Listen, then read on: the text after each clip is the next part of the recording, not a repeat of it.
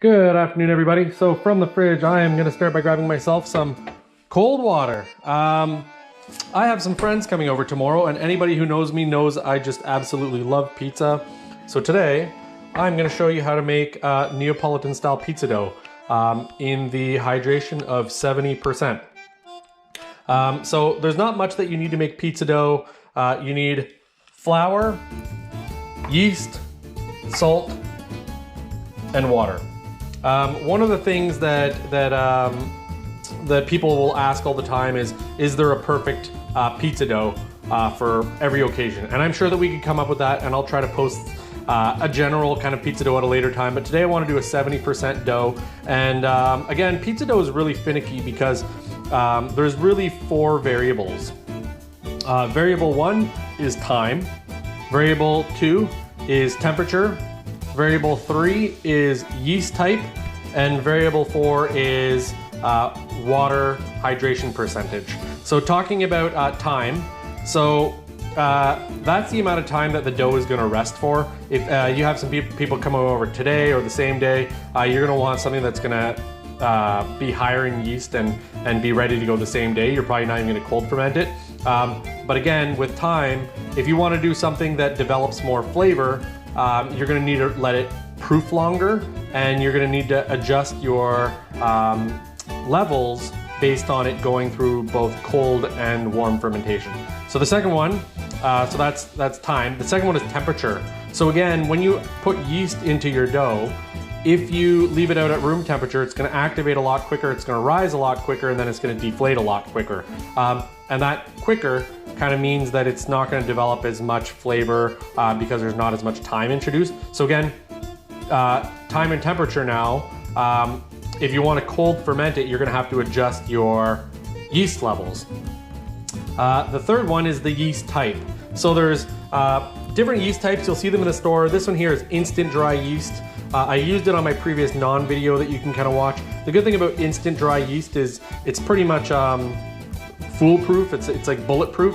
You can just add it straight into your dry ingredients and it'll be good to go. The second one is active dry yeast. You have to actually, I have some of that. You have to actually activate the active dry yeast. So you add it into your liquid with some kind of sugar or honey already so that it activates. This stuff works really well too, but it can spoil a lot quicker in your fridge. It's a lot more finicky. There's a lot more things that can go wrong with it. The third kind really is fresh yeast, which is really hard to find, but if you work in a pizzeria or a bakery, you'll probably find it. The fourth kind is poolish, which is kind of like a liquid starter. And the fifth is using a sourdough starter. So if you have a starter that you could add to it, almost like a mother.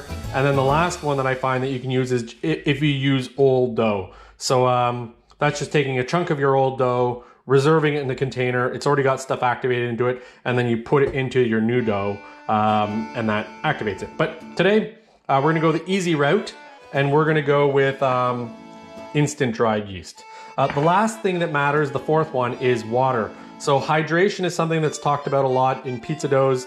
We're gonna go with 70% today. 70% is really the highest that you can go before it starts getting too difficult to work with. But what that percentage actually means is 70% is the amount of water or liquid to the dry component. So in this case, 70% of water to the dry. And again, you can't really go higher. A lot of people will go under, but for me, I find that 70%, the more hydration, I find it rises higher. It's a lot more airy and a lot crispier.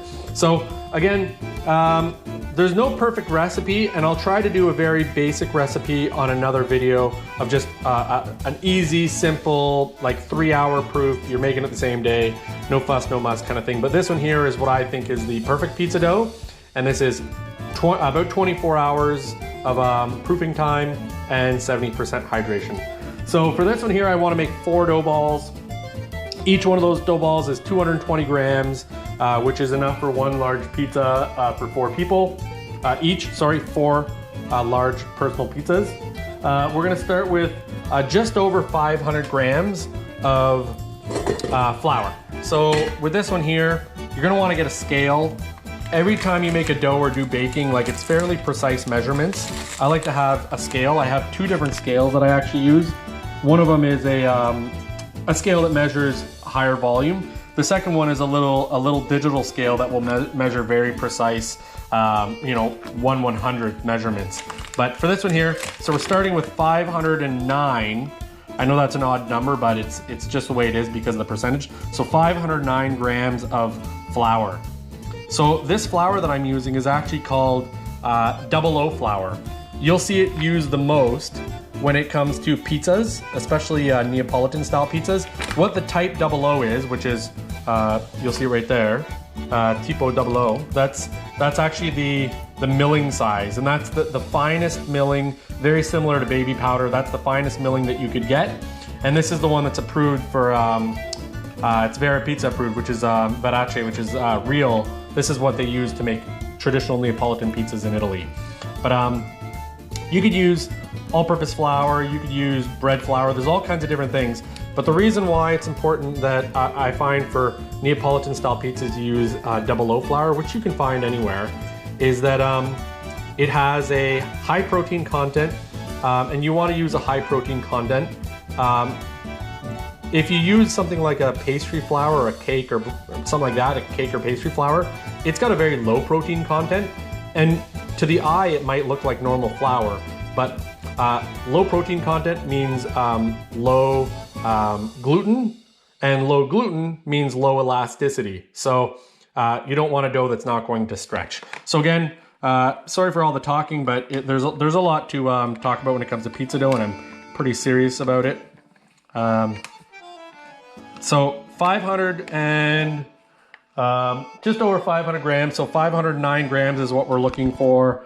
I'm just above 500 right now. So there we go, 512, 511, that'll be totally fine.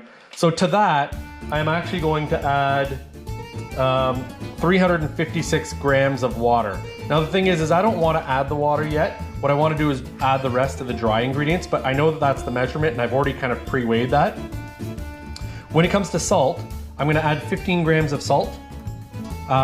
Salt, I'm using kosher salt.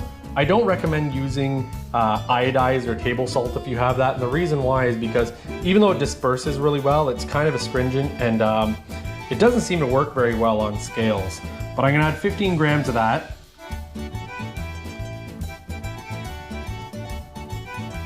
And the last thing is the instant dry yeast. So the yeast is going to be something that's going to vary so much.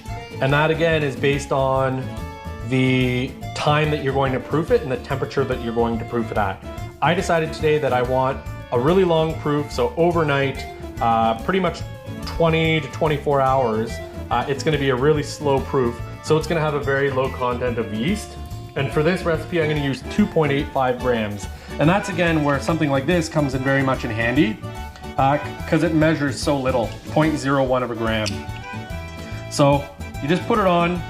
It usually has a little bit of a delayed reaction. You can see, but it measures so finely that I can be very precise with how much I'm actually putting into it. So just, sorry about that, just about there. Oh, I am there. You can see that delayed reaction. I'm 0.02 off. That's totally fine. Again, with instant dry yeast, you can add it straight into the bowl. And typically with pizza dough, what you'd want to use, your mixer is going to have multiple attachments. And when you're making pizza doughs, you'll almost always use a dough hook. But because we're at 70% hydration, which is a lot of water, I'm opting to use the paddle. And I just think that that incorporates it a lot better. So again, I kind of said that you're going to want to do the water in stages. So what I do at this point is I get the bowl ready to go, and you're going to want it to mix for about 10 minutes to develop all of that gluten and elasticity. I get the paddle attached. I put it down, and then I'm going to add probably about 75% of this water. And the reason why is because there's a lot of water. And it'll just splish splash everywhere. if I try to do this in one step. So I'm gonna add about 75% of it now. And I'm gonna lock it, turn it on to low speed, and just kind of let it mix. You'll see that it's starting to come together fairly crummy. And slowly I'm gonna want to add a little bit more water to it at a time.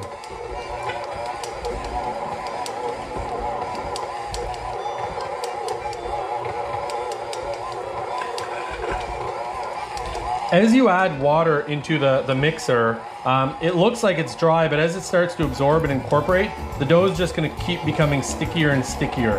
Especially with a 70% hydration dough, there's so much water in it, this dough is just going to be sticky as can be. You can barely work your hands with it. So if you're doing a hand version of this and you don't have a mixer, I would recommend maybe dropping your hydration to about 60% or so.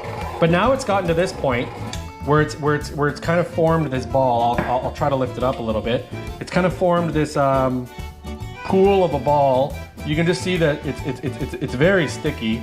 I'm still going to be adding more water to that. So you're going to close it, lock it again, and add the rest of the water. And you'll notice that this thing is just going to kind of move around and splish splosh around. Kind of sounds really gross. A lot of times when I'm making this amount of dough, it's going to fling all of that liquid all over. But again, if you try to do this otherwise, I just don't find it works. So this is the process I find works the best.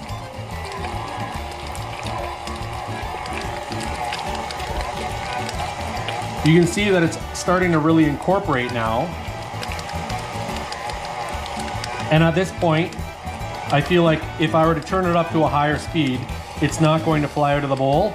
So at this point, you can turn it up to fairly high, like medium high speed. Knead it for about the next 7-8 minutes, and we'll come back. I'll just fast forward to the video and show you guys what the end product is after 7 to 8 minutes. So here we go. Okay, so 8 minutes later, the dough should be ready. It's you can see that the sides of the bowl are extremely clean. I'm going to open it up, but you can also tell that it's an extremely wet and very sticky dough that's now developed some good elasticity to it. So at this point, what you want to do is you want to get your you just want to wet your hands because you want to get this out. And you want to make sure that you have, we're gonna transfer this to the counter. So you want to make sure that your counter is clean, especially if you have kids at home and they sit on the counter. You don't want dirty little bums on your counter, because then people are eating that. Unless you absolutely hate the people that you're serving food for, and then I would ask why you're inviting them over in the first place. But anyway, so what we're gonna do is we're gonna transfer this. So we're gonna pull the whole dough or the paddle right off. It's really sticky. And then we're gonna transfer this now onto the work surface. And you'll see just how sticky it is. And don't worry too much, it's something, you gotta get your hands a little bit dirty with this stuff. But eventually as you get it on there, it's going to all come together anyways. So when you're wetting your hands for things like this, don't add too much water. The dough's already taken as much water as it can handle at that 70% mark. But really all you want to do at this point is really just kind of pull it around, give it a good scrape, give it a good slap. It's gonna accept a lot more of that. But really at this point, you're just kind of picking it up, you're slapping it. You keep doing that process. Again, you're developing those glutens, and you see as I pick it up, it's leaving a little bit on the counter, but as I'm developing that gluten even further and playing around with it, the counter is actually remaining pretty clean. So at this point, where I feel like I'm pretty happy with where it's at, as far as the stickiness of the dough goes, this is where you're gonna want to transfer it to rest for the next 20 hours. So, or 20 to 24 hours. So the recipe that I made is based off that length of time. What I'm doing now is I'm actually gonna be prepping a container that I have. So you can use a dough box or a pizza dough box if you have one. I just bought this from any dollar store really, but what you're gonna wanna do is you're gonna wanna get a little bit of oil in there or cooking spray, transfer your dough into there, cover it with the lid, and then get it in the fridge for the entire period of the resting. And once it's rested for that 20 hours that I'm looking for, I'll come back, I'll show you guys what it looks like. It'll probably double or triple in size, and we'll go from there. So just transfer that into that. Okay, so at this point I just want to show what it looks like going into the container. The container's already been oiled. I'm just gonna put the lid on top of that. Make sure it's sealed tight. Again, a dough box, anything like that will work. You can kind of see it's a very large container, but I keep it just for making when I'm doing large batches of doughs. I've made myself a little space here in the fridge. But as I get in there, you can see just how little bit it is and what it's gonna look like in about 20 hours. So see you guys in 20 hours. All right, so it's been approximately 22, 23 hours later, and this is what the dough now looks like. So you can obviously, it's expanded quite a bit, over double volume, and the consistency now is quite, even though it's still a lot of pull to it, there's a lot of elasticity to it too. So this is what it should be looking like. I'll let this just relax for a few minutes, and then I will start portioning and show you what balls, pizza balls look like. And then from there, you'll want to proof them again for approximately an hour, and you should be good to go with doing your pizzas. So see you guys in a bit. Okay, so now really the last step of making your pizza dough is going through the final proof, and that's when you're gonna separate the size of ball that you want off. 200 to 250 grams is the right size approximately. You're gonna separate it off, you're gonna weigh it out, and you're gonna re-roll them and then allow them to proof at room temperature now for that 1 to 2 hour period. So I'm gonna start by taking off a chunk. This is it's a plastic bowl scraper, really good for this kind of thing.